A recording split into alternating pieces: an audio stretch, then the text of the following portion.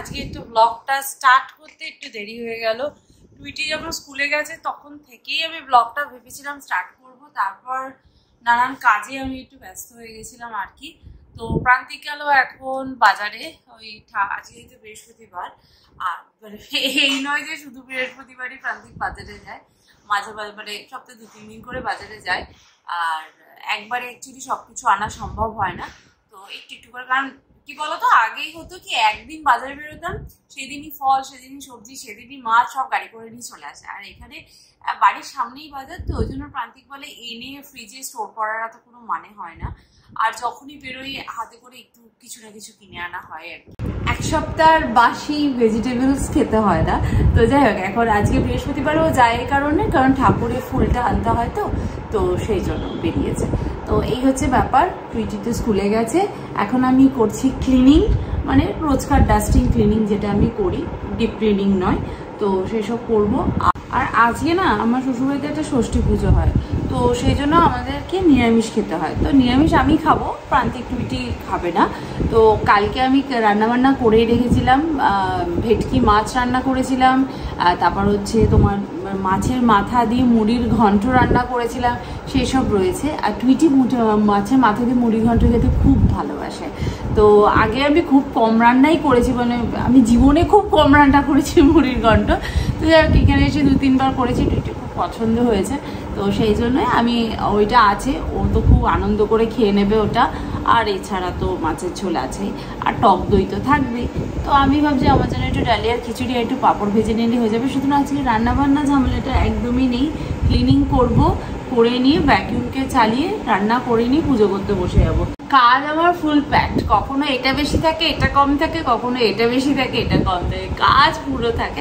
তবে আমি মনে করি কাজ থাকা ভালো, কাজ থাকলে অ্যাটলিস্ট মাথায় খালি মাথা থাকে না। আর খালি মাথা থাকলে কি হয় বলো তো, ভূতের চাষ হয়।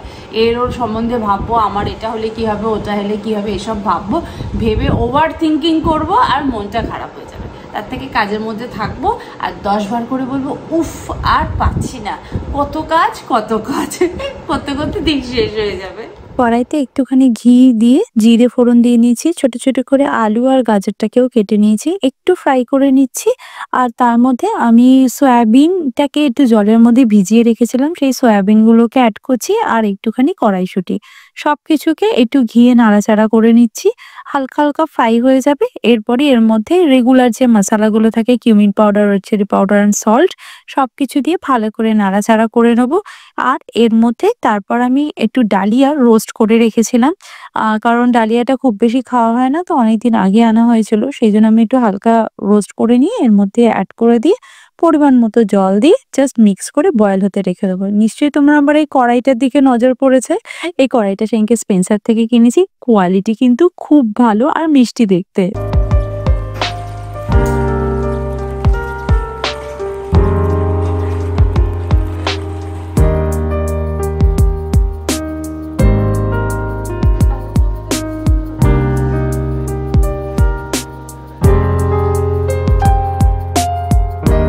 প্রান্তিক গেল অফিসে, আমার স্নান টান করা হয়ে গেছে, এবার বসবো পুজোতে। পুজো করে উঠতে 12টা বেজে যাবে, আমার লগিং টাইম হয়ে যাবে। তো চলো। আর প্রান্তিক পুজোর না অনেকে যে এই থালা যে পুজোর যে থালাগুলো ধুতে হয়, ও ধুয়ে দিয়েছে, সুতরাং আমার পুজো করতে একটু সুবিধাই হবে বলতে পারো।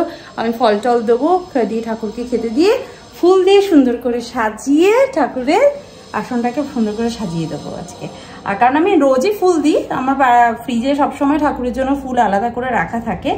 আর কিন্তু আজকে বৃহস্পতিবার, তো আজকে একটু বেশি বেশি করে ফুল দিয়ে সাজিয়ে দিই।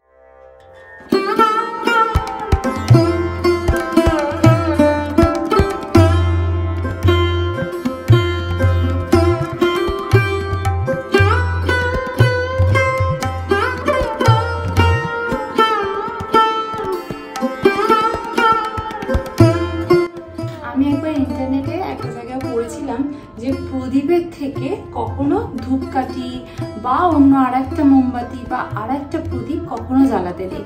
দেখো এটা কতটা সত্যি বা কে কতটা বিশ্বাস করবে আমি জানি না, কিন্তু আমার মনে হয় এটা সন্তানের জন্য, তো সেজন্য জানি না এটা কুসংস্কার কি সায়েন্স আমি সেটাও জানি না, বাট আমি আমার টুইটির জন্য করি, সেই জন্য আমি ভাবলাম তোমাদের সাথে শেয়ার করি।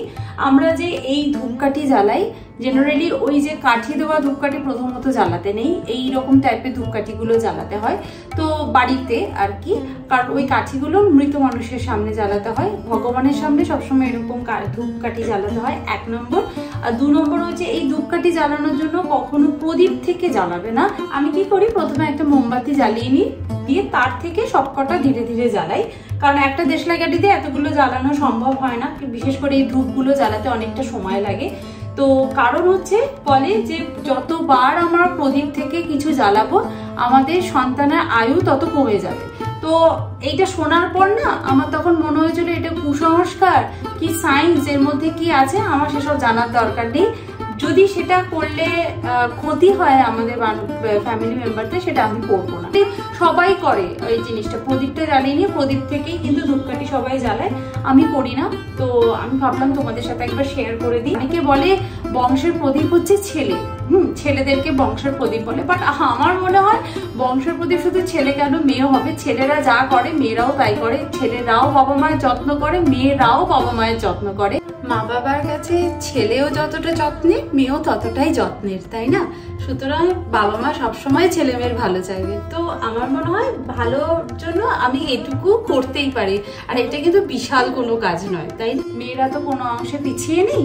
তো সেই জন্য আমি কখনো প্রদীপ থেকে ধূপকাঠি জ্বালাই না, সবসময় আলাদা করে জেলে তারপর ঠাকুরকে আরতি করি। আর এখন আমি এটা সারা বাড়িতে ঘুরিয়ে দেবো, আর সুন্দর ধূপের গন্ধ আমার বাড়িতে একদম মোমো করবে।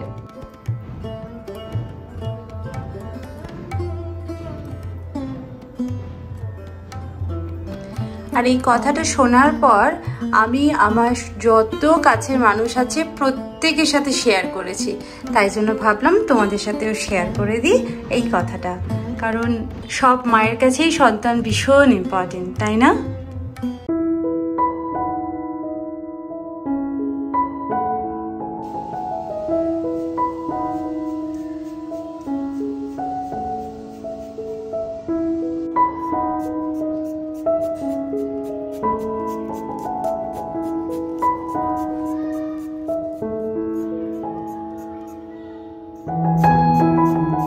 এইখানে ঘামলি কি করে তুই?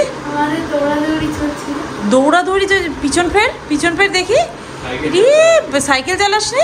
সাইকেল চালিয়েছিলাম, হঠাৎ করে আমার বন্ধুদের দেখতে পেয়েছি দৌড়াদৌড়ি করছে। না, ঘুমা সবসময় হাতে ঘড়ি পরে রয়েছে।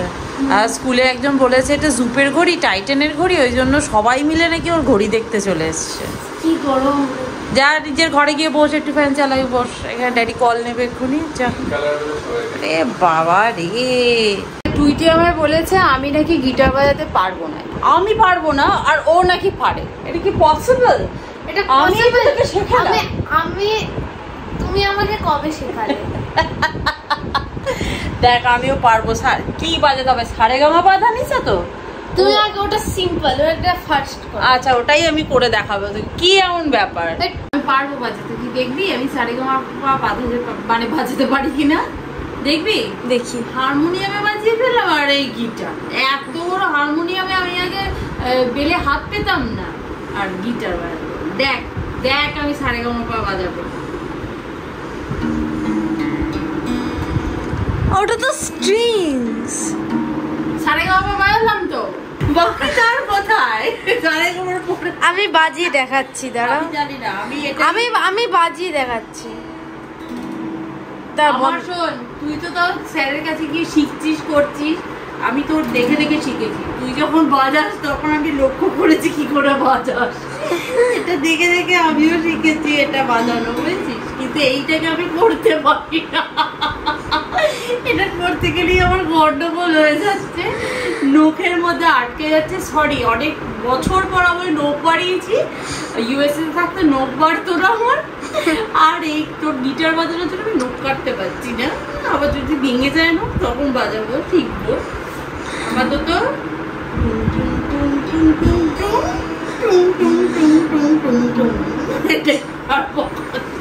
আমি না না হেয়ারে কোনো কালার করি না, কারণ কালার জিনিসটা আমার ঠিক পছন্দ হয় না। আমার হেয়ারটা এমনি একটু ব্রাউনিশ, মানে কুচকুচে কালো ব্যাপারটা একেবারেই নেই, সেই জন্য আমি কোনোদিনই সেভাবে হেয়ার কালার করিনি। কিন্তু এখন আমার মাথায় কিছু গ্রে হেয়ার দেখা দিয়েছে, এবং গ্রে হেয়ারগুলো দেখতে খুব একটা খারাপ লাগে আমি বলছি না, এটা ন্যাচারাল ব্যাপার, সবারই হয়, কিন্তু আমার মনে হয় একটু কভার করলে ভালো লাগবে।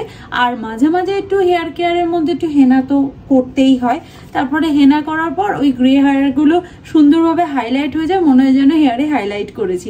তো আমি এই নেক্সট হাফের এই হেনাটা রিসেন্টলি ট্রাই করেছি, মানে আগের মাসে আমার দাদার মেয়ের যেহেতু বিয়ে ছিল সেজন্য আমি হেনা করেছিলাম। আমি এটা আগে অনেক অর্গানিক হেনা টেনা ব্যবহার করেছি, এমনকি খাদির হেনাটাও ব্যবহার করেছি, খাদির হেনাটাও ভালো, আমার খারাপ লাগেনি। কিন্তু নেক্সট হাফের এই হেনাটা না একটা প্লাস পয়েন্ট হচ্ছে এটা রেডি টু ইউজ, মানে পুরো মানে রেডি করা আছে, জাস্ট প্যাকেট খুলে বলে ঢেলে নিয়ে ইউজ করা যায়, এটা একটা প্লাস পয়েন্ট বলতে পারো।